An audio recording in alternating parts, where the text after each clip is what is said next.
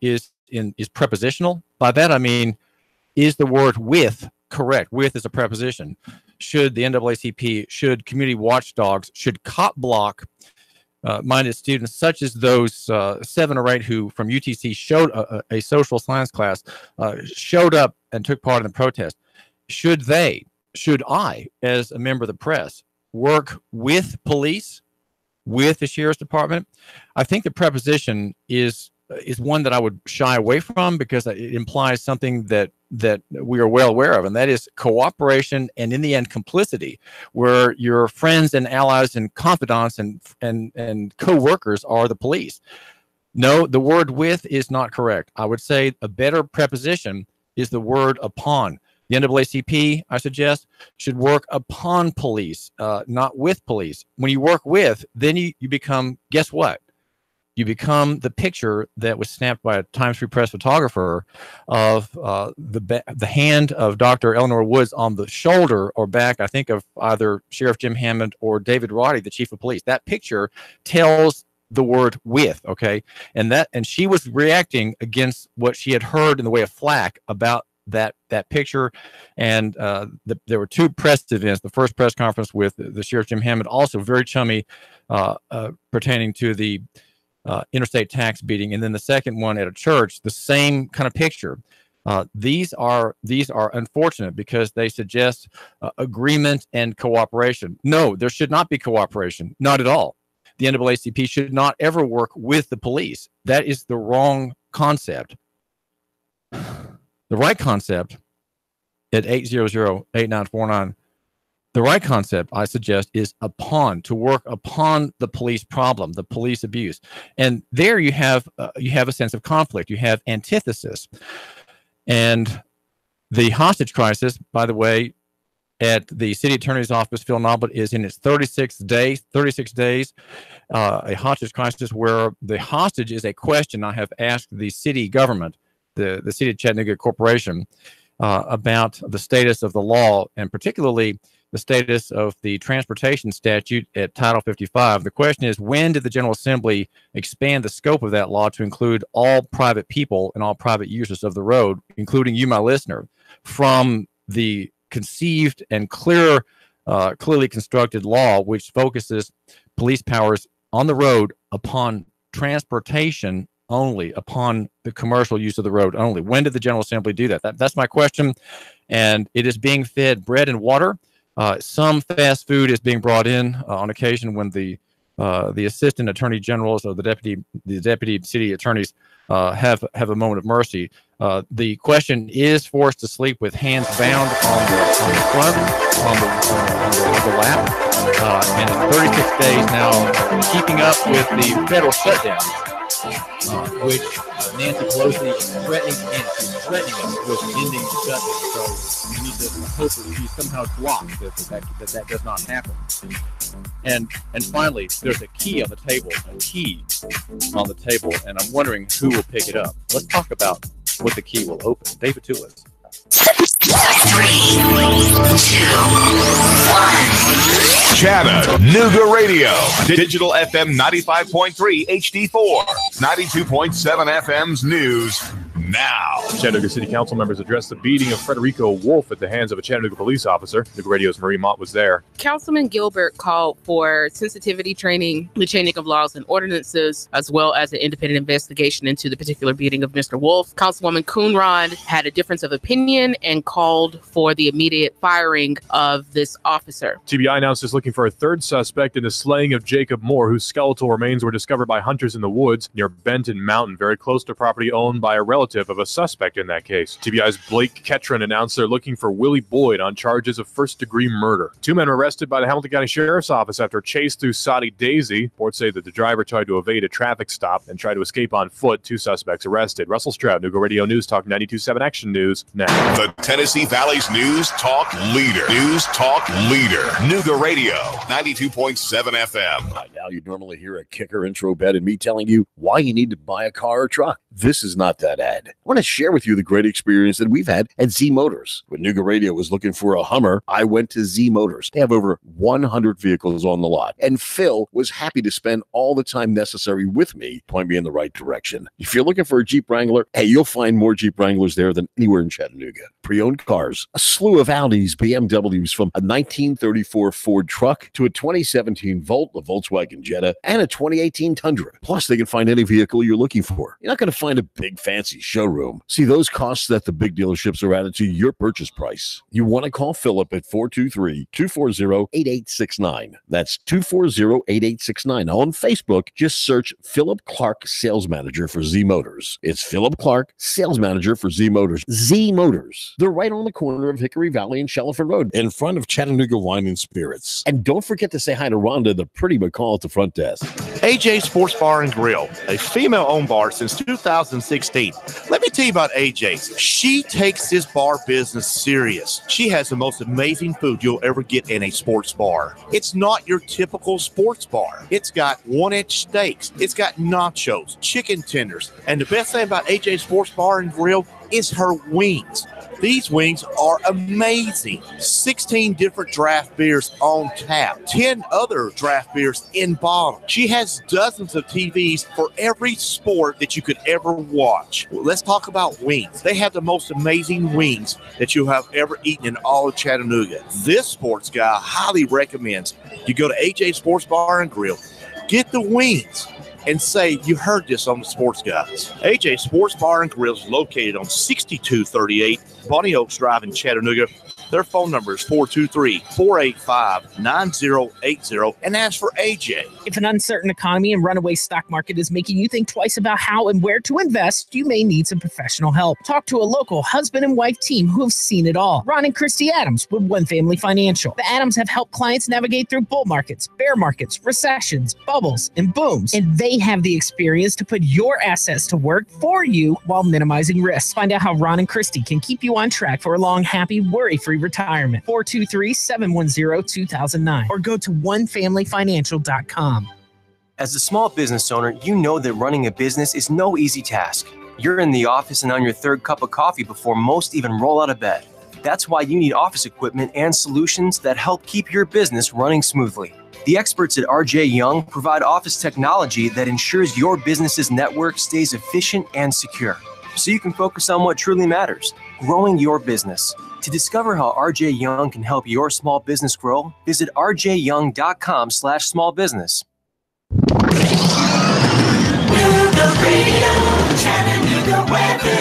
Getting very wet out there through your evening hours with areas of rain. Some locally heavy overnight tonight. Rain will gradually head on to the east. A little colder by morning with lows near 30. For Thursday, decreasing clouds, breezy, chilly highs into the lower 40s. Even colder Friday, highs upper 30s. More cold is coming, so keep your family toasty warm with Dodge City Ski Shop, featuring the largest selection of cold weather clothing around. From infants to adults, they have it all at Dodge City, East Brainerd Road, Chattanooga. And I'm Storm Team 12. She's been here all dispatcher for The Radio 92.7. Now, the smartest guy with a bow tie in Chattanooga, Tennessee, David Toulis. My number is 894. It is Martin Luther King week, and he had a lot to say about dealing with injustice and unjust laws and the sacrifice required to oppose unjust laws and systems which dress themselves up as laws and legal structures, but which are in fact not law, simply custom. And there is a key on the table, a key that I had in front of me at Wally's this morning at about 8:30. I sat down with my red calendar in which I try to get people like you, my listener, perhaps to get in on the calendar so I can do an interview with you and hear what's happening in your life and how you're helping local economy and boosting free markets, that being my theme here on the David Toulis Show. And I sat down and waited a few minutes, reading a book by a legal historian named Roger Roots. The book's title, by the way, is a fascinating title. It's called The Conviction Factory.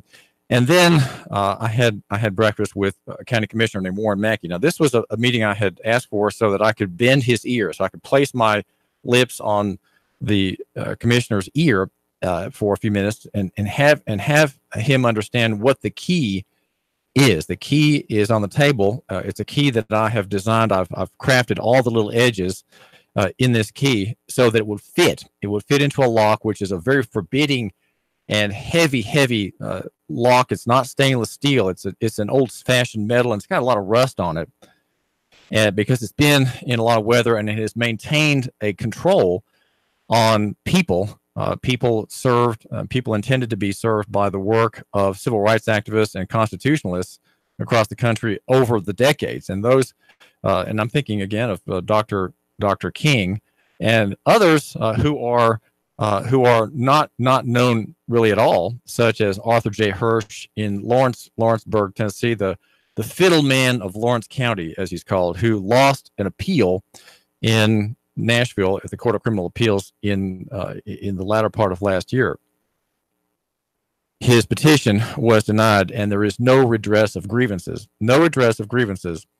And only the remonstrance of a man named John Gentry last week in the House and Senate in Nashville in the General Assembly, only that has the slightest chance of reform, because we're in a system that is unreformable, and it is a system. It is rightly called a deep state, and it is controlled by a guild, a licensed guild of barristers and people whose job is tourneying. A tourney is to draw an interest from or to take an interest in it. Of course, those are attorneys.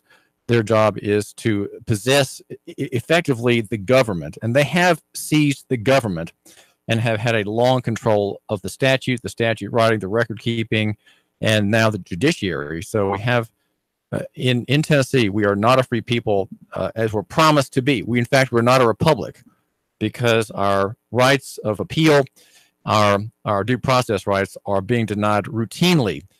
And there is a social cost that should rightly be attributed to that seizure of some lawmaking. Now, the name is David Toulis, and the number is 800-8949, 800-8949. 49 on the David Toulis Show. I do thank you for tuning in, and we want to ask the question about the protest last night before City Council and the protest here again on Martin Luther King week in Chattanooga this morning. There was a kind of a rain-soaked event from which I came with my shoe fronts very wet, and the front of my pant leg very wet as well. Quite a bit of speckly dots landed on my T-Mobile smartphone. I regret to say I couldn't keep it entirely dry, but it did get a little misty. And if you go to Facebook, you can see us there. We're a multimedia press platform, and you can see several posts I made this morning downtown. If you missed it, do go to our Facebook page and do like us. Do like me on Facebook. Do like me also at GoFundMe, how I can pay my rent here at the station. GoFundMe, the David Toulis Show. 800 is the number, 800-8949, 800-8949. And the key on the table that I finally was able to talk to Warren Mackey about, who's an African-American historian who taught at Chat State, who taught history at Chat State for many years. He's an academician, a very intelligent man, Democrat. I want to tell you, first of all, what the two parts of that conversation I want to just mention. The key is the second part. The first part is that Warren Mackey is very concerned about growth in Hamilton County, and says that he voted for the wastewater treatment authority proposal for a plant in Ottawa, for a wastewater treatment plant in Ottawa, because we have to have growth. And he said the EPA will chop down, or is going to chop us down. We will not be able to have more extensions for sewer. And we're facing what is effectively an administrative block on growth in Hamilton County. He wants it to be understood by me anyway that he's very concerned about, and that's why he voted for this plant. I sketched out for him the reasons that it should not be supported, which touch on the nomenclature that was launched by StrongTowns.org and Chuck Marone, by the way, that's a very important website, and you should be a subscriber and a supporter of strongtowns.org. I'm getting many good ideas from reading that platform, and the key word is growth Ponzi scheme, and I'll leave it at that right now. Part two of the discussion at the table this morning, the commissioner Warren had just come back from Detroit, where he had spent some years as a young man wanting to earn money by working in the car industry. So he had just come back from a trip. The second part was the key. Okay, what is the key? The key is to unlock this very large lock with rust on it. It is a lock that every African American wears. And I said, Russell, I'm sorry, Warren. Sorry, I said Warren Mackey. The key is one that I've put there, and I've created this key by understanding how the law works. And the key is one that can unlock a traditional, long-standing power by police and sheriff's deputies in the world of movement, the free movement of people by car. And in making and explaining why I had to build that key and what it unlocks, I explained what my notice project is all about. The county, I said, of which he is a commissioner upon, the county has been under notice since March the 1st. And the notice says that the statute in the Tennessee Code annotated for motor vehicles and vehicles is a foot wide, and it's being enforced as if it were 2 yards wide. And the fact that it's enforced 5 feet wider than it really is. It's a foot wide statute enforced as if it were 6 feet wide. It's 5 feet wider than the law allows. That is done by custom and court policy. The courts allow it, and the courts resist all attempts to reform it by appeal in criminal cases. And so the only way we can stop this abuse, first of black people, and of course of everybody else, is to use my key. The key to unlock the chains for black people in Hamilton County and Chattanooga is transportation administrative notice. And I took out from my jacket pocket, my brown jacket pocket, my little calendar in which I have business cards, and I also have index cards. So I wrote the words down: transportation administrative notice, in a blue pen, and I handed it to him. I said, Warren, this is the key, and here's how it works.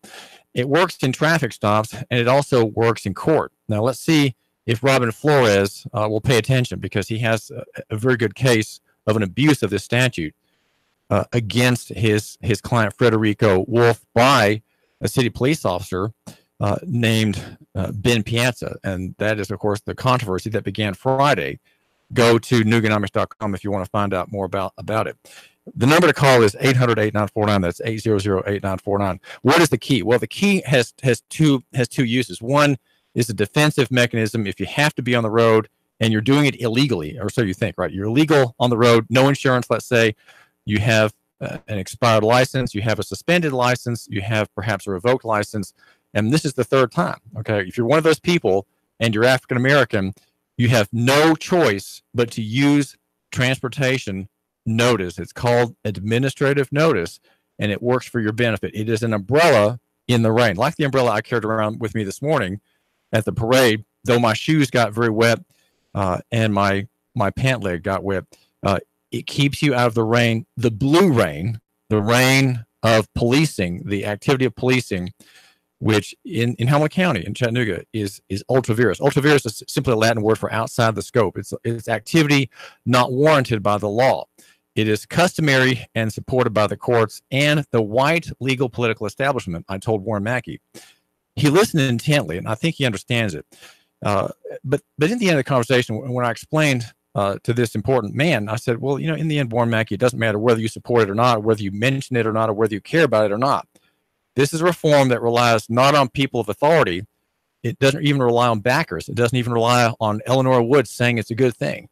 That her saying it's a good thing or you saying it's a good thing, we should follow this idea, is not important. What really matters and what will have an effect in the long term is if common people like you, my listener, use my notice to your advantage. Now, listen, I'm not giving you legal advice here, okay? I'm not giving any legal advice. I'm not an attorney. Don't practice law.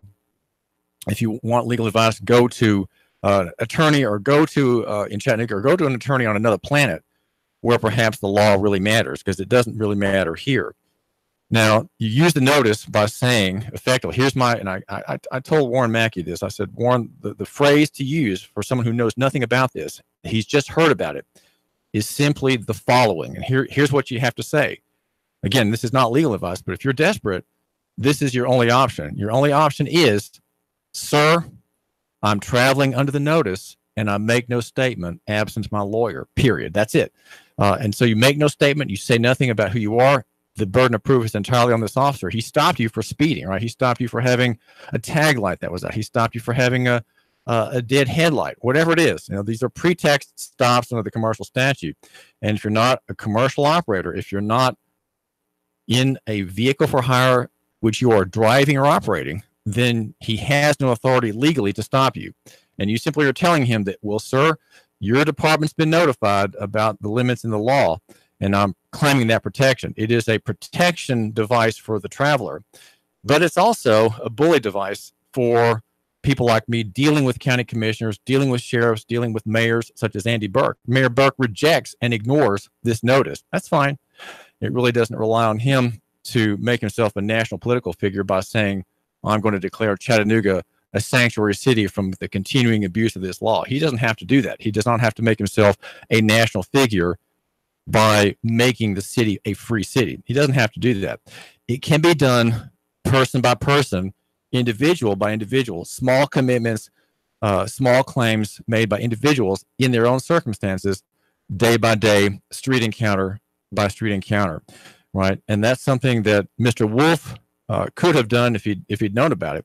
He made several mistakes. He opened his mouth. He should have said absolutely nothing. He should have granted no permission to search, refused to make any statement whatsoever apart from an attorney, an attorney like Robin Flores or other, and just stood his ground. And if the cops are going to arrest him, they always arrest you because you give them the material, the wherewithal to do it by your own flapping gums. Just shut up. That's the advice that you should take. And in that encounter in which he was beaten up and badly injured, that encounter, that defendant, he's now defended in a drug case, a contraband case. Mr. Wolf should have just kept his mouth shut after being ganged up upon by Mr. Piazza and two colleagues who apparently did not report the abuse. And that is the question that Russell Gilbert is asking. How can we have this record and everybody is silent? So who are the good cops in that case? 100%, 33% plus 33% plus 33% of the cops in that encounter were bad, okay? Not just Mr. Piazza, not just Officer Piazza, but they were all bad. All three of them were bad because they didn't immediately go to internal affairs. They did not immediately go to their supervisor and complain about this. Officers don't complain to each other or against each other. They will not do it. Their loyalty to their own tribe is so great that there is not loyalty to people like you and to the idea of people like you, the idea of there being free people whom we are here to protect. Their property rights we are here to protect. Their liberties we are here to protect. Their freedom of movement we're here to protect.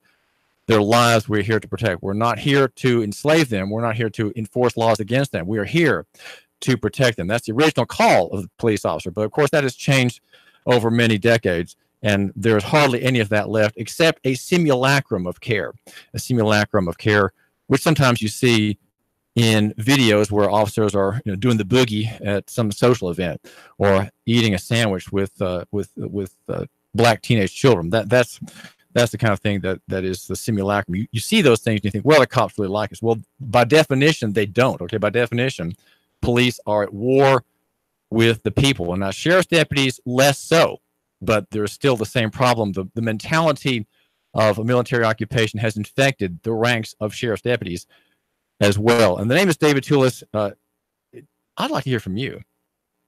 800-8949, 800-8949. The key, again, on the table, unlocking the liberty that each individual has is called transportation notice, okay, administrative notice.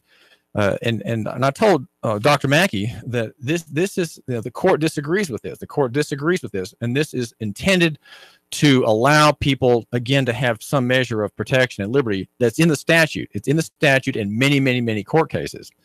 If you had a constitutional right in 1937, you still have it today. The cops will tell you, the courts will tell you, well, no, that we did away with that right. Well, if they admit it, then it's unconstitutional. Either the law, the driver's license law, and all the attached statutes are constitutional, and they do not offend a constitutional right, or because they do offend constitutional rights, they are unconstitutional. Okay, so either your rights were lost in 1937 or they weren't. If they weren't lost, well, then you now, through notice, right, under the umbrella of the notice, you now, my listener here in the Chattanooga area, can use TAN, transportation administrative notice, in your defense. So again, it sounds complicated, but it's just say my mantra is I plan to say, sir, I'm traveling under the notice, and I make no statement apart from my lawyer, and that's it. So I'm claiming my Miranda rights. I make no statement. If you're going to arrest me, go ahead. I mean, I may sign your form, but I'm not making any admissions. I make no admissions at all. And that, in the end, that's the best situation to be in, where you've maintained all your rights. You assert your rights, you defend your rights, and you describe and claim your rights, and you do not yield them at all. Your rights are God's gift to you. You know, in my mind, if I yield my rights, I'm offending God. Well, how's that? Well, don't we say rights are God-given? If God gave you a right because you're made in his image, you are an image bearer of God. And by the power of the Holy Spirit, you can repent of your sins and believe in God through Jesus Christ. That's the claim of Christianity. But whether you do that or not, you are made in his image, and you have rights that he gave you. These rights are unalienable. They cannot be alienated. And they are inherent in your person. They reside in your person, your flesh and blood, proper, natural person. And that's the party I want you to protect when you travel about. And that's done through the key. The key is one that only you can turn. And it doesn't really need, as I told Dr. Mackey, it doesn't really need to have important people supporting it. I said, Dr. Mackey, Warren, it doesn't matter whether you agree with this or not, support this or not. It's really up to you. I said, my goal is to get the message out that it is there, it is available, it is a remedy. It has not been tested. Okay, it has been generally and soundly ignored. And I pointed out to him that, well, it being ignored is quite all right with me, because that means that there is no rebuttal, and that means that there is, by the city government and by the county government, there is admission. There is admission and concession that the notice, in fact, is true. And this is David Tullis. Call, you're live on the air. What's on your mind? So I have to disagree with what you're saying in regard to these have not been tested. I believe that these rules are being tested deliberately every day by these police officers, and we have to turn around and say, what is their role? Is their role to act inappropriately in an attempt to test everybody's rights? Because I believe that just trying to test these rights is sinful in its own measure. And if we have a sinful police force, then, well, what's not on the table? Rape, blowing up buildings, poisoning people, doing what the hell you want when they're in handcuffs. So the police really need to take a good hard look at themselves and ask themselves, are we supposed to test these rules? Well, you're saying something that I think I've not been bold enough and smart enough to say, and I really appreciate your pointing that out. It's as if they know their limits, but they somehow pretend that they don't apply in every situation where, well, that guy's going too fast or that person has a tail out. They're looking for an opportunity to generate revenue, to generate business for their partners. The police have as their partners the jailers, the administrators, the court operators, the DA's office. They all need work, and they don't mind having too much work. They don't mind having an overfilled jail, though. That just shows the need for them, right? If you have a jail crowding crisis, that is an implicit argument to have more cops. And Carl, I do think we're calling. This is David Tullis. We've got the news coming up from the CBS news station, and your call, the number is 800. We're going to talk with Ron Land with a terrific local economy solution to a problem which also is not fixable. But we're going to fix it in the next year by God's grace and God's providence. We're going to fix the bail bond abuse of the poor in the hellhole. 3, 2, 1. Chattanooga Radio. Digital FM 95.3 HD4.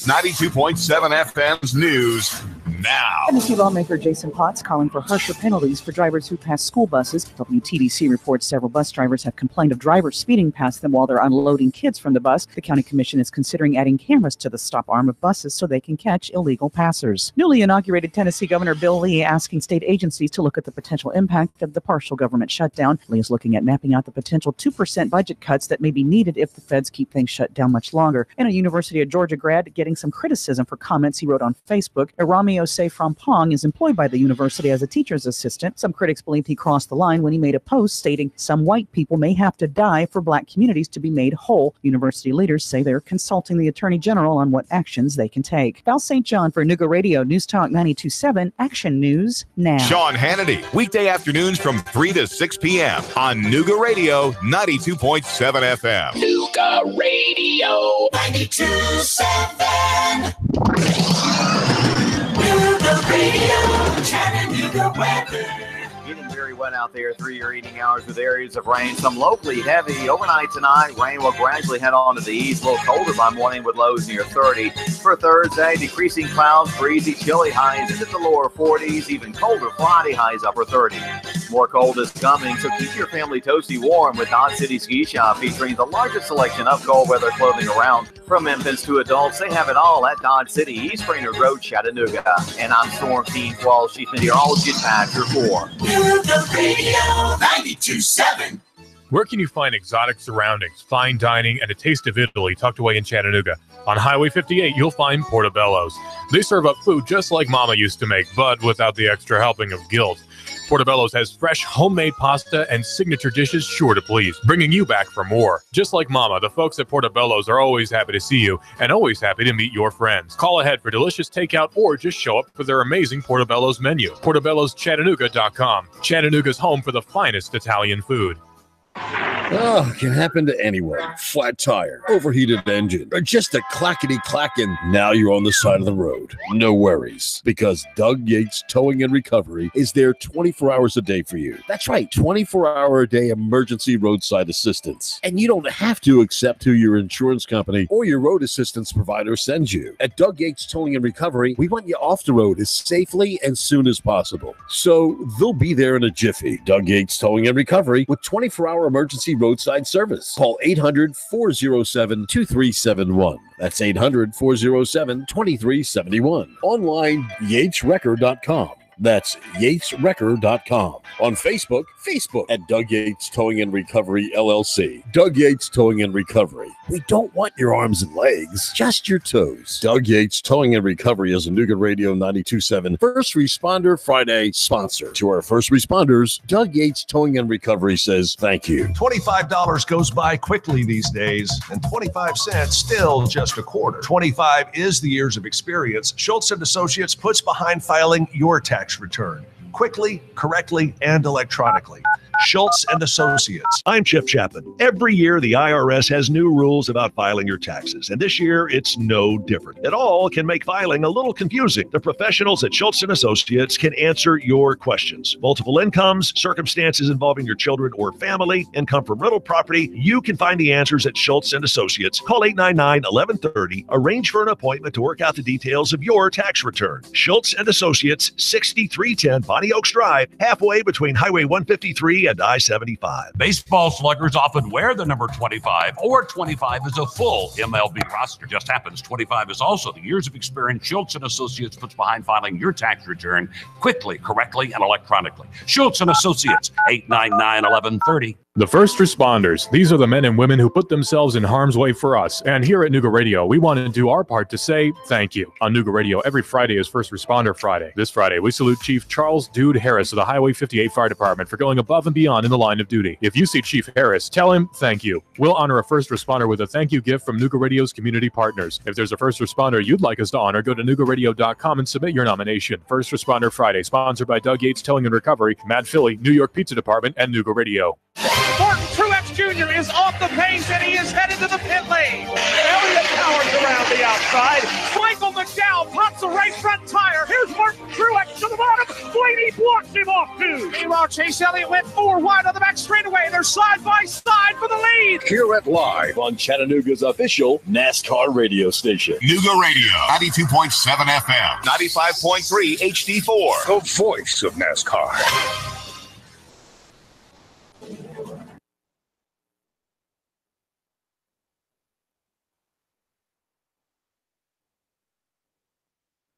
David Toulis, the news is next. CBS Radio News. David Toulis.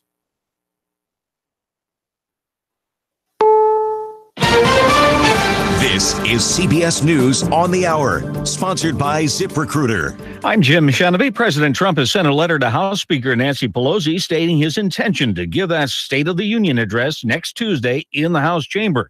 She wants it postponed. Stephen Portnoy reports. This is now something of a constitutional game of chicken. The protocol under separation of powers has the Speaker inviting the President to deliver the speech.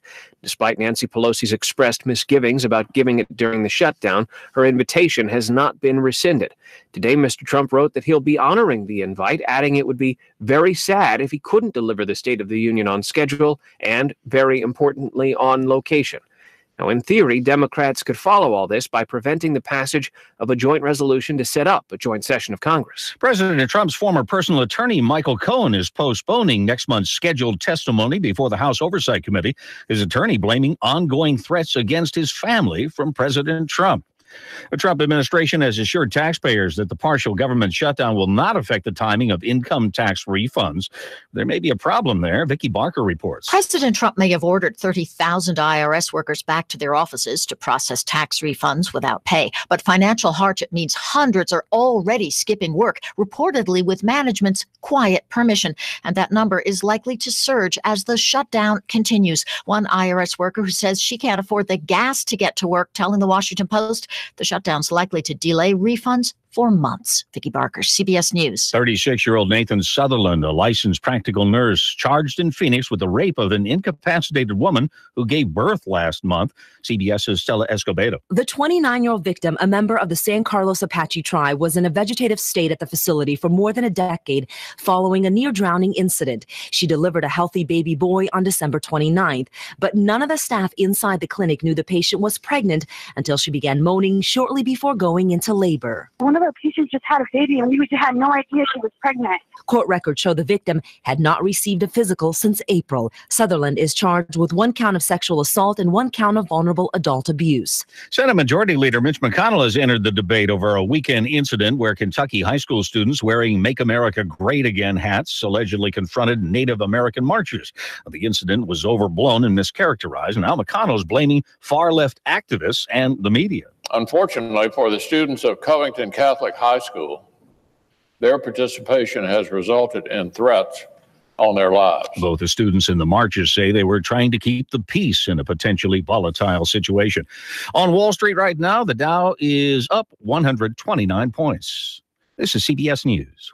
ZipRecruiter, the smartest way to hire. ZipRecruiter's technology finds qualified candidates for businesses of all sizes. Try it for free at ZipRecruiter.com/free.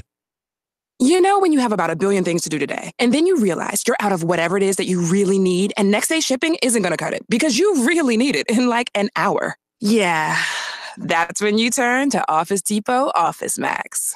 Buy what you need online at OfficeDepot.com or on our app and pick it up in store for free in just 1 hour so you can get back to whatever else is lurking on your to-do list. Hurry in and save on tax software. Save today at Office Depot Office Max. Offer expires January 26, 2019. Some job recruitment sites overload your inbox with resumes.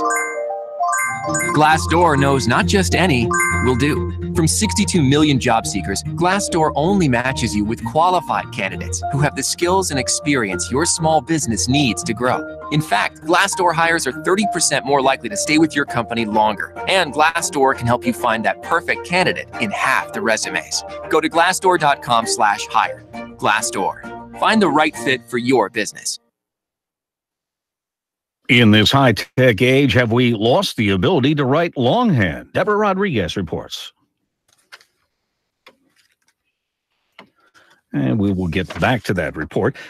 If science in the public interest, a robot that cleans toilets. Goodell, the robot, an autonomous bathroom cleaning machine powered by a lithium-ion battery and weighing just 6 pounds, available on Amazon.com. Goodell is attached to a toilet seat and does his business after you do yours. The $500 price tag gets you the robot, various cleaning accessories, and special toilet seat that Goodell clips onto. The package includes a warning that Goodell is not designed to be operational while the toilet is occupied. When home sales weaken, prices typically do too, and buyers benefit. But not quite this time. Home purchasers in many areas of the country have dipped, and price gains have slowed. Jim Sheneby, CBS News. 3, 2, 1. Chattanooga Radio. Digital FM 95.3 HD4. 92.7 FM's news now. Chattanooga City Council members addressed the beating of Frederico Wolf at the hands of a Chattanooga police officer. Nooga Radio's Marie Mott was there. Councilman Gilbert called for sensitivity training, the changing of laws and ordinances, as well as an independent investigation into the particular beating of Mr. Wolf. Councilwoman Coonrod had a difference of opinion and called for the immediate firing of this officer. TBI announced it's looking for a third suspect in the slaying of Jacob Moore, whose skeletal remains were discovered by hunters in the woods near Benton Mountain, very close to property owned by a relative of a suspect in that case. TBI's Blake Ketron announced they're looking for Willie Boyd on charges of first-degree murder. 2 men were arrested by the Hamilton County Sheriff's Office after a chase through Soddy Daisy. Reports say that the driver tried to evade a traffic stop and tried to escape on foot. 2 suspects arrested. Russell Stroud, Nooga Radio News Talk 92.7 Action News now. Nooga Radio, Chattanooga weather. Getting very wet out there through your evening hours with areas of rain. Some locally heavy overnight tonight. Rain will gradually head on to the east. A little colder by morning with lows near 30.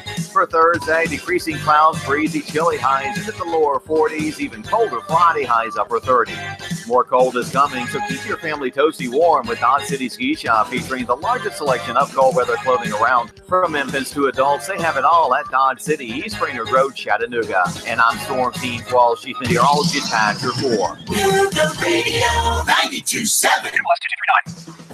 Did you know that mortgage rates are at 9-month lows? Listen up, y'all. Ben Phillips, Home Rate Mortgage, right here in Chattanooga, 805-9100.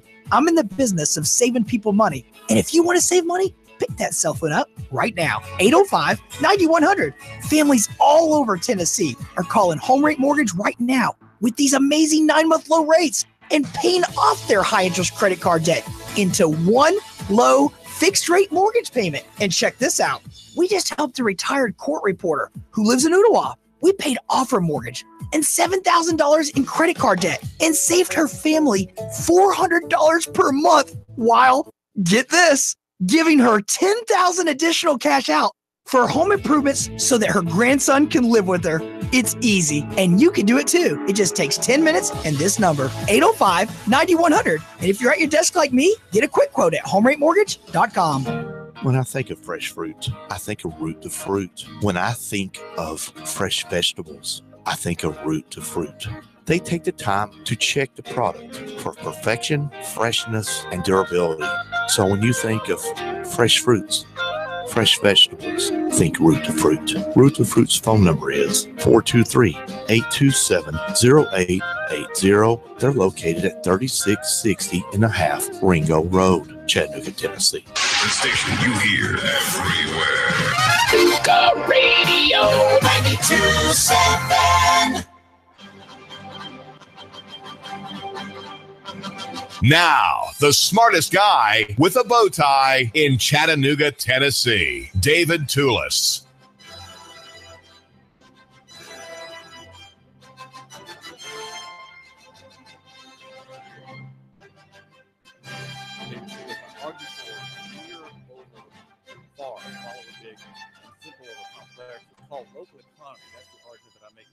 Here on the David Toulis Show, a winning formula, if there ever was one, in which there is the prospect of progress and reform. Progress and reform, things are getting better.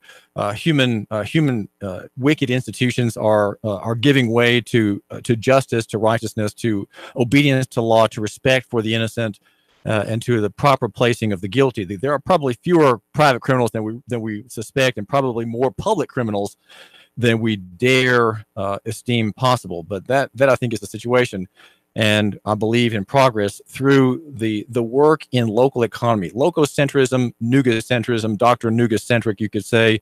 I have a master's degree in English from UT, but I'm probably have a doctorate in your school, where we argue for local action and local thinking. In the details, of course, in local economy, there is that personal is better than corporate, and physical generally is better than abstract. The number to get on the show today is 800-8949. Maybe you have a tale of woe that we can hear, and maybe Michael Gilliland would like to hear it too. So do feel free to call in on the show here today at 800-8949, 800-8949. Michael Gilliland is the head of Chattanooga Organized for Action, and he has something he wants to tell you about. He wants to make a pitch, and I want him to pitch you. Okay, so just think that I'm consenting to this argument about a long overdue and badly needed reform in Chattanooga. It's not a reform of a bad structure. The structure is bad, and it's not going to change right now. But I think over time, the pernicious war by the state against the individual, especially the poor individual, will recede, and there will be a field of flowers and sunshine and children running through high blades of grass. The name is David Toulis, and Michael Gilliland is just this week. He's found his place. He's found his calling. He has for many years been in the food service industry, but this week he began a new job as the organizer for Caleb. Caleb is a group of groups here in Chattanooga with a lococentric reform angle and argument. Caleb is an acronym. Of course, it's the name of a biblical figure, but it's also an acronym: Chattanoogan's in Action for Love, Equality, and Benevolence. And Michael Gilliland started this week a career change, and where probably I'd say his calling and his job line up pretty closely, because his passion has always been social justice and social reform. And Michael Gilliland, I think I want to hear a little bit about what the name Caleb means and how you're applying that biblical character to what you're doing. But what is the Community Bail Fund? Why does my listener need to hear about that if he hasn't heard about it already? Well, thank you, David. I think to start out, we can talk a little bit about Caleb just to know where we're coming from. Caleb is an organization of organizations. It includes faith communities, churches, labor unions, nonprofits, and it's an attempt to get organizations together around the table to find out maybe not what we disagree on, but what we can agree on to work together to change Chattanooga for the better. So our first campaign in the public has been the launch of the Hamilton County Community Bail Fund. And it's been so far really a remarkable, successful start. Caleb comes from the scriptural story of the spies coming back from Canaan, Joshua and Caleb, who, among all the other spies, they were the only ones who had faith in overcoming all of the obstacles that were ahead of them. All the other spies came back and were worried and concerned that there are giants and this is too much to handle and the problems are too big. And Caleb and Joshua had faith that this is something that could be handled. They had faith that things could be overcome. And when we look in Chattanooga at all of the social problems and ills and major structural issues that are negatively affecting our community, and we need to have a little bit of faith and hope that we can come together and really address those too. So what is the problem the Community Bail Fund will address, Michael? That would be wealth-based detention. Bail is, for folks who don't know, bail is the amount of money that gets set originally by a magistrate and later by a judge when a person is picked up. It was originally established as a way of ensuring folks would come back to court, to put money down as a surety that they would come back. But that practice has ballooned, especially since the 1980s, all across the United States, and become a major cause in mass incarceration and an increase in the jail populations. So we've seen in Hamilton County since the 90s a ballooning increase in pretrial incarceration that puts us on the top end of counties for folks who are being incarcerated, even though they haven't been convicted of any crime. This is a major issue. I have 30 to 50 people arrested every week, and these are people whose charges sometimes can be very minor charges. People who are picked up for weed in their pocket, people who are picked up because they're running on a suspended license, people who find themselves in an altercation and both parties are arrested. There are all sorts of reasons why people are picked up. But what we have right now is a system that creates two outcomes for one for wealthy and one for poor people. As long as you have the money to come out, then you can come back to your life, work on your trial details, still see your job, still take care of your family. If you happen to be poor and can't post bond, then all of a sudden you are treated as guilty until proven innocent and are kept in jail for extended periods of time. There was a great story that I read just today on Vera Institute for Justice about a Wisconsin man who was picked up and he was kept in jail because he couldn't post bond for 84 days. And over the course of that time, he lost his home, he lost his car, he lost his job. And at the end of those 84 days, when he comes before the court, all of his charges ended up being dismissed. And that is the sort of outcome that it's not good for our community. It's not good for the person, but it's not good for all of us, because we know that extended time in jail doesn't mean that you're all of a sudden less likely to commit crimes. In fact, it's the opposite. 3 days in jail can ruin lives and can keep people from their income, from their sustainability, from meeting with their families. And we want to make sure that poor defendants in Hamilton County have the same access to justice and presumption of innocence as wealthy defendants. David Tulis here. We're talking with Michael Gilliland of the Community Bail Fund. He is the new organizer for Caleb, which is a group of groups, and the goal there is social reform, focusing on love, equality, and benevolence, named after the biblical character who refused to tell lies about the enemy in lands that the Israelites were ordered to invade. They gave a true report and said, well, there are walled cities, but we can certainly win. I just got an email from Matt Lee, the public information officer, the information manager at the Sheriff's Department. He says in Hamilton County Jail, the number awaiting trial, that is to say unconvicted, is 1,036 people right now behind bars who have not been convicted. They are awaiting trial from both downtown and Silverdale. They are under a bond. Now, he didn't have time to give details, but he gave an estimate. He says of that number, it is estimated that 1/3 are considered no bond and 2/3 are estimated to have a bond. And of course, he said, well, I can't do the details right now, but you could have to file an open records request with a 7-day time limit to get that put together. So, but that is very much like the figure I think that I've had from him before. And so, Michael Gilliland, what does my listener need to make of that information? Well, I think more than anything, it's an astounding number of people that are finding themselves in the ongoing human rights crisis that is the Hamilton County Jail. It's a lot of folks, and it's astounding to see the number of folks who are kept there pre-trial who haven't been convicted of anything yet, and yet who are kept specifically because they're poor. And it's leading to massive costs for the county and to the public. It's also leading to very damaging effects in these people's lives. We are suffering from the problem of over policing. Now, I want you to hear just a clip from Anthony Burr, the city council member. He had things to say about the abusive arrest of a man on March the 10th by a Chattanooga police officer enforcing the transportation and commercial statute under Title 55. And beat this man up. The officer's name is Benjamin Piazza, and the victim's name is Frederico Wolf. And here it was ridiculous and horrendous what happened. It shouldn't happen to anyone. When I looked at the tape, I looked over it over and over again. They said you would be asked to come to plenty of fights, but the ones that matter are the ones that you show up to. And I felt that this was one special one that we definitely had to show up to and address because it was in our jurisdiction. And when I looked at it, I seen nothing that young man did, but did what he was supposed to do. And those officers need to answer for what they done to him. It was ridiculous what they done.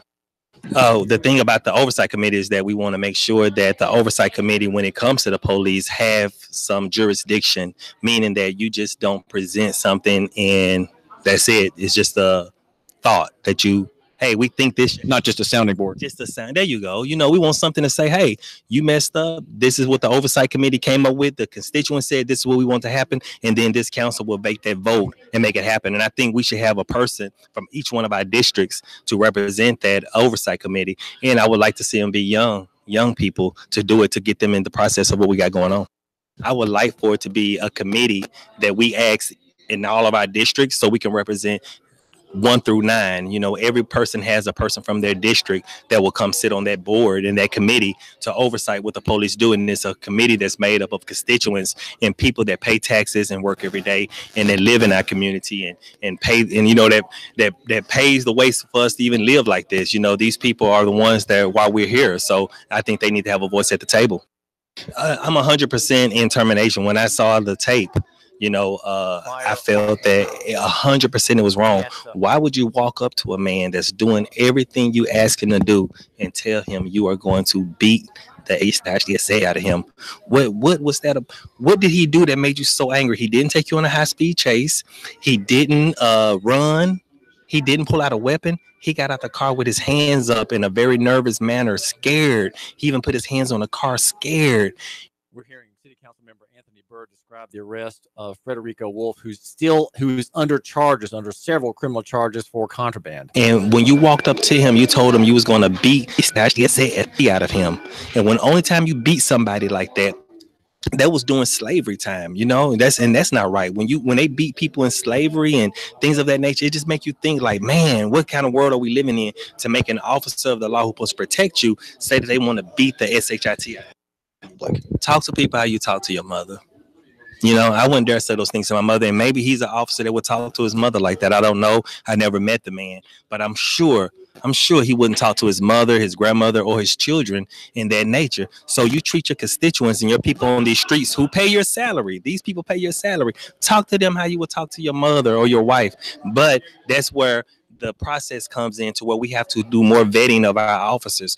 Well, we have officers who are not careful about the law. They don't realize that they are impotent to act apart from 3 things.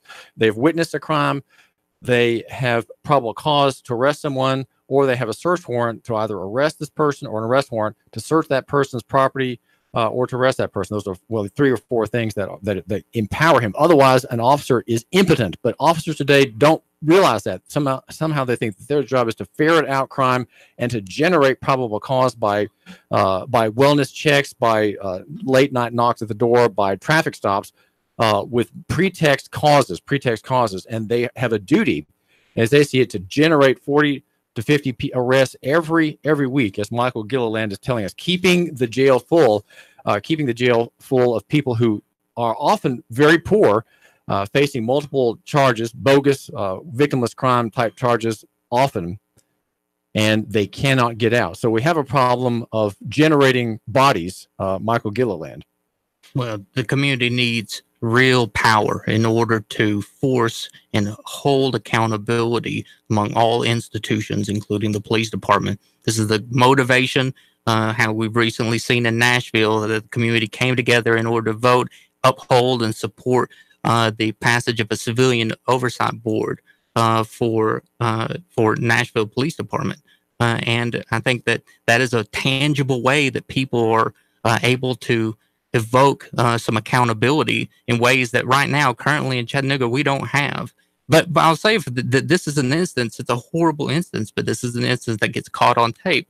And for all of the other instances that don't get caught, that don't get brought up, and the instances of overcharging and people being brought up on all of these spurious charges, this is something that with the bail fund, we hope to be able to address. People aren't able to fight claims that are obviously and patently not going to hold up in court, and the pressure that's put on defendants in order to hold them in jail, keep them going in jail until they're ready to plead out to a guilty and they plead guilty, Michael Gilliland, to charges of which they know they're not guilty, but they do it to maintain their lives, maintain their rents, maintain their girlfriends, keep their jobs. They have to give in. People can often find themselves, even if they get convicted of a crime, they are often found to have served more time than was actually brought by the charge itself because they couldn't post bond.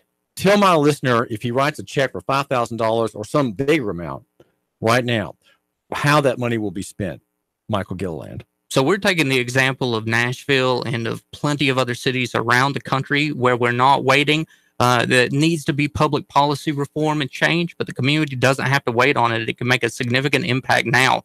Nashville, for example, launched a community bail fund a little over 2 years ago. That is a revolving fund account where money that gets donated gets posted for people's bonds who can't post for themselves. When that person returns to their trial or their court date, then that money gets brought back into the fund to be used for the next person. So it's a revolving account. 100% of that money is being used specifically to put people, get people out of jail and allow them the freedom and the presumption of innocence that everybody should have. My listener's written your fund a check, Michael Gilliland. Tell him how it, or tell her how it works, how that money, all right, we've got an allotment of $5,000. Who does it go to first? Hamilton County Community Bail Fund. You can write it out to that. Or you can also write it out to Caleb with a designation that says bail donation or bail fund. You can send it to P.O. Box 11202 in Chattanooga, zip code 37401, or you can find us on our website at calebcha.org, and you can find a place to donate on the website or all the information that you'll need there. Well, what kind of people would be aided by this money? Introduce my listener to maybe one or two of the people who theoretically could benefit. I think people that have been, for a great example, is people that are picked up on suspended license because they find themselves with a suspended license but don't have any sort of alternative means in order to get someplace. So they're very likely to get picked up again, breaking their suspension, and they end up serving massive amounts of jail time that causes massive amounts of harm. So people like that, to get out, have a $5,000 bond set for them? That's awfully high for a paper offense. Well, it's awfully high across the board because Tennessee has such a commercialized bond industry here that brings up the prices of bonds. So average prices can be sometimes 10 times the amount that you would find them in other states like Massachusetts or New York. And that constant competition among bonding companies in a commercialized industry, it's actually driving the price with the support of courts. It's driving up the prices of bond. So the industry competes, and how tell my listener, if he is ever jailed, he has a choice in paying the bond. What are his two choices? So the choice is that you can pay the full amount straight up, or you can go to a bonding agent, a bonding company, and pay a portion, including a fee that you're held to with the promise of coming back up. You can be held out for the full amount of the bond, whether you don't show back up, but all of those fees and charges that you pay to a bonding company, those fees you don't get back. You don't get back because that's the fee. Now, if you write a check for $10,000, let's say you have that means, and a wealthy listener would, he could probably scrape together, sell a mutual fund, and get a direct deposit within 3 or 4 days to pay that bond, the whole amount. He would get the whole amount back once his proceedings were finished, right? But the person who doesn't have that kind of capital, doesn't have that kind of liquidity, has to go to the bondsman who pretendedly has the capital, and he doesn't probably put the money in any kind of county account, but he does put up his name as guarantor of the bond, and then he just makes his money, which is 10% usually. Is that right? That's right. And that's also, it should be brought up that like these are charges that are going to still be there regardless of whether your case is dismissed or all of your charges are dismissed. That is lost. That fee is lost, and so if it's a $10,000 if it's a $10,000 amount, it would be $1,000 that you've lost, and people can barely come up with a bond fee, much less the actual amount. And so those are the ones who are right now in the jail, and they're not convicted, and they can't make preparation for trial, and their lives are being ruined systematically by bond. Let me ask you this quickly: where do these bond fees come from? Where is it in the statute? Is it custom? How is it set here? Judges have remarkable leeway enabled. Once you come in and do an arraignment in front of a judge has remarkable attitude in being able magistrate. Originally the magistrate, but then the judge. And once you come before the judge in an arraignment, they have real power to increase, decrease, do away with bond. They have remarkable leniency. The magistrate is much more limited in what the bond can be set for. And so the initial amount is set by Ron Powers, let's say, who I think is the new magistrate. Well, again, my listener, think about making a nice donation. So that stock, you've got some liquid money. Think about running a $5,000 check today for the community bail fund. I strongly encourage you. You are the man of means. You're the woman investor, the capitalist. Come on, help out this project. This is very, very important. The money is not to deal like this society. Michael, thank you. Thank you. David Torres, Bigger Radio. I've got some important messages, very important messages for you to hear right now. Keep up with market intel. Listen to them all. 3, 2, 1. Chattanooga Radio. Digital FM 95.3 HD4. 92.7 FM's news.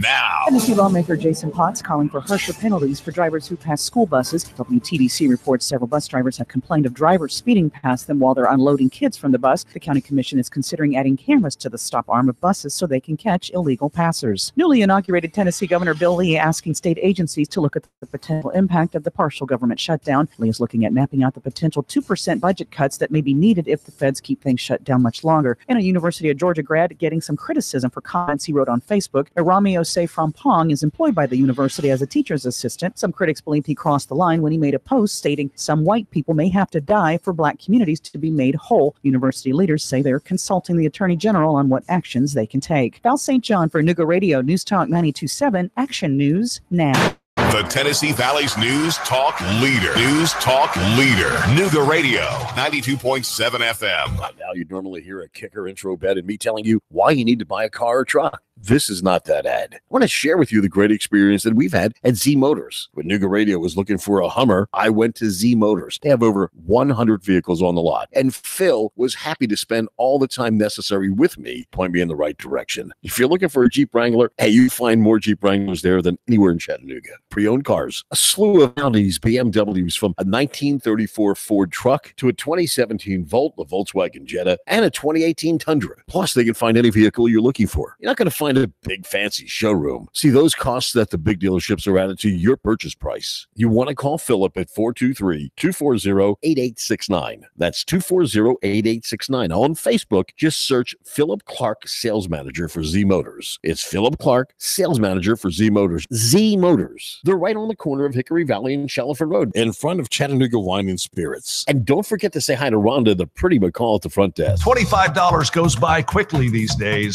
and 25 cents still just a quarter. 25 is the years of experience Schultz & Associates puts behind filing your tax return quickly, correctly, and electronically. Schultz & Associates. I'm Chip Chapman. Every year, the IRS has new rules about filing your taxes, and this year, it's no different. It all can make filing a little confusing. The professionals at Schultz & Associates can answer your questions. Multiple incomes, circumstances involving your children or family, income from rental property, you can find the answers at Schultz & Associates. Call 899-1130. Arrange for an appointment to work out the details of your tax return. Schultz & Associates, 6310 Bonnie Oaks Drive, halfway between Highway 153 and I-75. Baseball sluggers often wear the number 25, or 25 is a full MLB roster. Just happens 25 is also the years of experience Schultz & Associates puts behind filing your tax return quickly, correctly, and electronically. Schultz & Associates, 899-1130. If an uncertain economy and runaway stock market is making you think twice about how and where to invest, you may need some professional help. Talk to a local husband and wife team who have seen it all. Ron and Christy Adams with One Family Financial. The Adams have helped clients navigate through bull markets, bear markets, recessions, bubbles, and booms. And they have the experience to put your assets to work for you while minimizing risk. Find out how Ron and Christy can keep you on track for a long, happy, worry-free retirement. 423-710-2009 or go to onefamilyfinancial.com.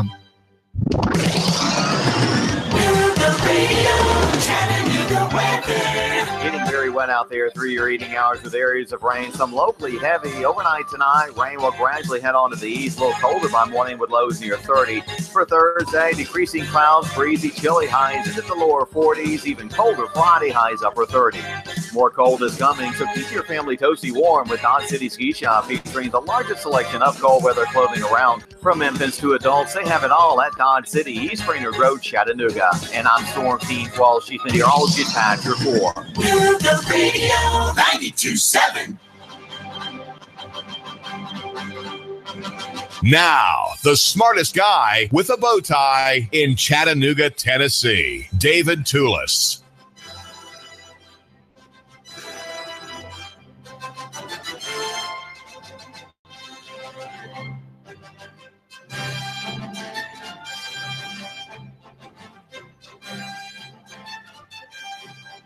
think the argument I would like to make about the NAACP and Dr. Eleanor Woods, who was part of a parade this morning from which I came with very wet shoe fronts, the argument that Dr. Woods is making about working with police has, I would say, has a problem. And the problem is, you could say, grammatical. The problem lies in the preposition working with. And I'd say that it might be more prudent and more cautious and maybe more realistic to change the word with to the word upon, to work upon the problem of abusive policing here in Chattanooga. Why? Well, because I'd say God will be glorified by there being peace in the streets and an absence of fear among the common people, the working people, the African-American people, the poor people, who are usually the greatest victims of the police machinery. It is policing is the social management machinery, well known. Its roots are covered by writers such as Dr. Greg Vitale of New York, and his book is Into Policing, and numerous other volumes. In fact, I'm reading one now by Roger Roots, which is called the Conviction Factory. Policing is part of a system of social management, of undesirables, of union people, of activists, of protesters, and of blacks. The origins are, in the South anyway, are in the slave catching ministry of the private white labor cartel, which had human chattel, kept in perpetual bondage as their servants and workers in the fields. So the problem that the NAACP today is working with is prepositional, and I have a proposition to change the idea of working with police to end abuse such as that of Officer Piazza to working upon police. In other words, don't be chummy, don't be friends, don't stand at the same podium with them. Okay, don't let them share your events with you, as happened this morning at the NAACP. The sheriff had an officer there making a pitch for the fact that we're hiring minorities. Well, that's something that might be appropriate there, but I'd say because you want to be viewed as antithetical to the machinery of policing and sheriffing, you want to not do that. You want to have a difference, because after all, they are, on these points, they are the enemy, and there's no working with the department. Okay, it simply doesn't make any sense. It's not something that actually happens. It's only you make things happen only when you work upon them, and that's what I'm doing here on the David Tula Show. And I do thank you for calling. The number is 800-8949. What's on your mind, caller? So something else on the status of hiring police. I think it's a really good idea if we don't hire people that are easily pissed off and drawn into frustration, where they might vent their anger and use their fist and their feet and their language to vent that frustration while on the job. I think they need to have a little bit better attitude when they approach situations, in rendering help and being friendly and maybe trying to diffuse a situation, rather than going from pissed off to absolute shit kicks nutso. Right. This is David Toulis, and I do thank you for calling. And the point should be this: that every police encounter is a legal encounter, and matters of law should always be slowly dealt with. Caller, you're on the air. This is David Toulis. What's on your mind? Yeah, I had a comment. Go ahead. About police rough handling people. Yes, sir. What's on your mind? Go ahead. Myself in particular. We're listening. I'm having a very difficult time hearing you, sir. Okay, I'll try calling back another time. I'm sorry. Yes, sir. Thank you for calling. This is David Toulis, and we do, the word is not with, but the word is upon. Now, I'd like to suggest that we, as we consider these things in Chattanooga, and we're trying to bring, you might say we're trying to bring the fruits of the gospel to Chattanooga by airing these grievances and helping the NAACP to air its grievances. We are bringing here a fruit of the gospel. Now, the fruit of the gospel, as you know, is forgiveness. It is God's grace to unmerited sinners. That is the definition of that is the definition of the fruit of the gospel. We are unworthy of God's forgiveness, and yet He takes his people, whom he has chosen from among all of mankind, the whole fallen race. He chooses his people and he saves them, as he chose Israel back in the days of the old republic, the Hebrew Republic. And the fruit of the gospel is justice, which is why we're on the air every day on the David Tillis Show here at 92.7 Justice. And it's also grace and mercy in your personal life and also in the public life as well. Now, I've got here in the studio Craig and Debbie Tyndall. They are musicians, they are singers, and they have an argument to make about the gospel. In fact, their work is His Call Gospel Ministries. And I'd like to hear, we're going to hear a bit of one of the songs from this couple, Craig and Debbie Tyndall. Craig, tell my listener what it is you do in your gospel ministry here in the Chattanooga area. Well, I have two websites that promote gospel music. One is ChattanoogaEntertainers.com and the other is ChattanoogaAreaChurches.com. And both of them have Christian entertainment calendars. The Chattanooga Area Churches website has a worship calendar where I try to get the ministers to give me their upcoming sermons so I can publicize it for them. But the entertainment calendar covers all gospel singings within any community, fast food restaurants and churches, charitable events, whatever, wherever a gospel singer is involved, I try to cover it and I try to promote it for them. So we're especially promoting the Paul Belcher concert coming up on February the 9th at Memorial Auditorium. And that's got the Inspirations, it's got the McCameys, it's got Karen Peck and New River, and the Inspirations. Did I say that? But Debbie and I, go ahead with that. And we got together a couple of years ago. Well, we became friends, and then here this year we started singing together, and we got married August 25th. So kind of cemented that deal, and so we decided to dedicate our lives to the Lord and sing for Him under His Call Gospel Singers. And where do you sing? Well, we are singing in a lot of the assisted living homes here in Chattanooga, in Cleveland, Athens, Etowah. Help me, Debbie. Anywhere they'll let us come sing. No, we're singing tomorrow in Buchanan, Georgia. And what kind of establishment? These are assisted living homes. And last night we sang out at Bojangles in Ottawa. They have gospel singings out there every Tuesday night from 6:30 to 8:30. And we got McDonald's in Athens. We are there on Thursday night, January 31st. And that was going to be there last night. Also sing it at Pat Hookie's Jubilee, which is in Ringo, Georgia, and that's once a year in August. And it's a 3-day event, and it hosts about 75 artists within a 3-day period. And we also sing in is that a competition, Debbie Tyndall, or no? That's not competition. That's just artists that come there and want to sing, and they have like 10 minutes to sing 3 songs, and you get heard by other people sitting out there listening, and those people end up booking you to come sing for them. So it's kind of a nice thing. You also have a chance to sell CDs or downloads. I guess. That's correct. Yes, they promote their songs and their CDs. They're able to have a table set up and have that. We're talking with Craig and Debbie Tyndall from His Call Gospel Ministries. They attend and sing at assisted living facilities and restaurants and in churches. Craig runs ChattanoogaEntertainers.com, which is about Christian acts. Now that would be not just musicians, Craig, I guess also, but maybe lecturers and maybe even Christian comedians who drop into Chattanooga. Absolutely, comedians.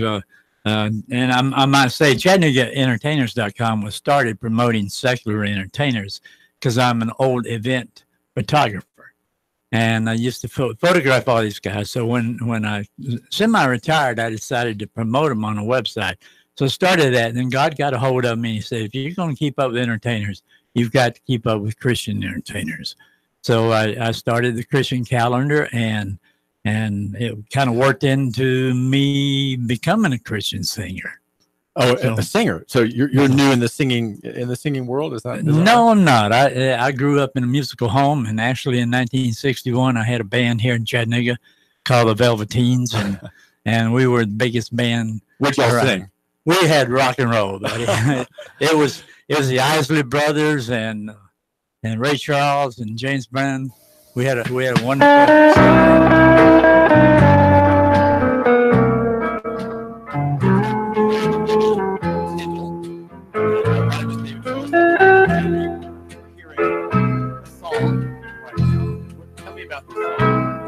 This song is written by Jimmy Swaggart, who's a well-known minister in Louisiana, and it's called "Never Be Lonely Again," and it talks about God will never forsake you.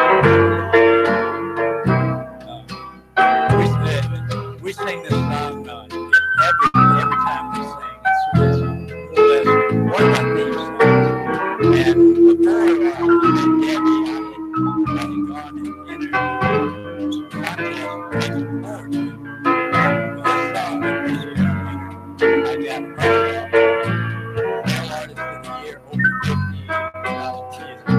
Second year, I won the first prize. Male artist over 50.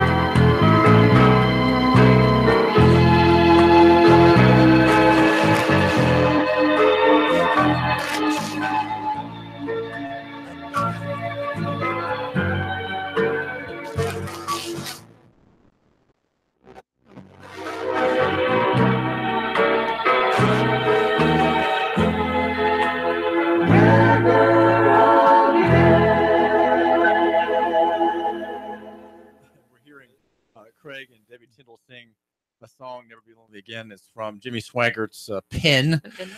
And where this couple is His Call Gospel Ministries. They play for lonely folks, very gray, haggard-looking folks, sometimes bound in wheelchairs or in beds in nursing homes. People who, after the dinner hour, are pushed over or wheel themselves slowly down the hallway to the common area in nursing homes and places like that here in the Chattanooga area to hear gospel music.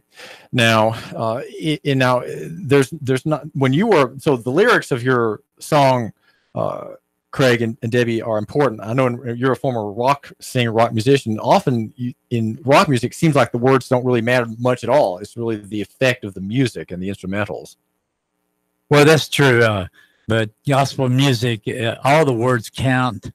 And we try to sing the songs that will touch somebody's heart and mind, and just have them dwell and think about God and come to God. Well, what's your take, if I might ask, of your take on the listener of your song? Is there anything in the songs that you play that would get the listener to care about, let's say, those people in the county jail downtown who are forgotten? Christians tend not to think about those people. Christians think that there's really nothing they can do, and it's really not a matter of interest. Is there anything in your songs that would motivate my listener from a Christian perspective to take an interest in their plight? Well, I'm not sure about in our songs. I do know that there are some prison ministries. They go to prisons every week. They visit and sing for them. We have not gotten to that venue yet, or that style, but he sings a song. He's asking the Lord to turn the wine back into water, and it's about somebody that may have had a problem with drinking.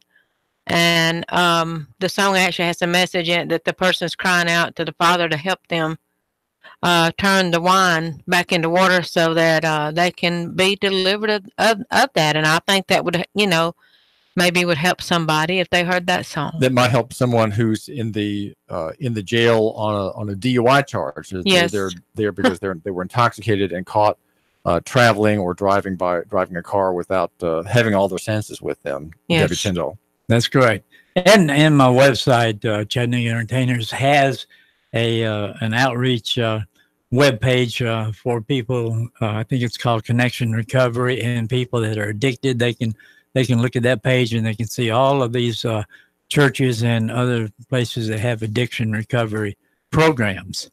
And so I promote that, and I promote Christian radio, anything that I can do to bring sinners to see what's happening in the Christian world. And so the reform that you have in view in your music, it sounds like you're saying, Craig Tyndall, is always the personal reform, the individual heart, the individual life, that has to be reformed first before anything else can be dealt with or taken care of. Well, that's true. Very true. This is David Toulis, and we're talking with a very musical couple who are called Gospel Ministries.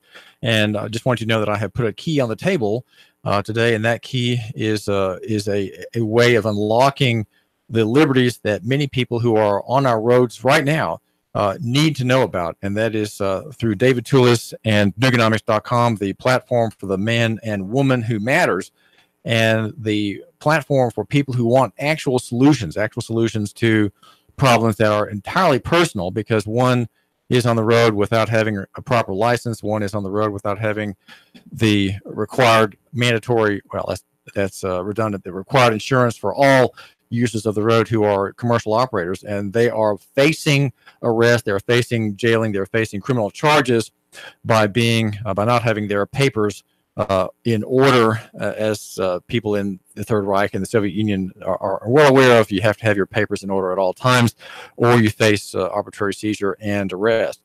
And the key is what I call the notice, and you can find out more about that by going to Nuganomics.com. If you want to have an actual method for reducing damage to individuals and in the larger context, society at large, starting here.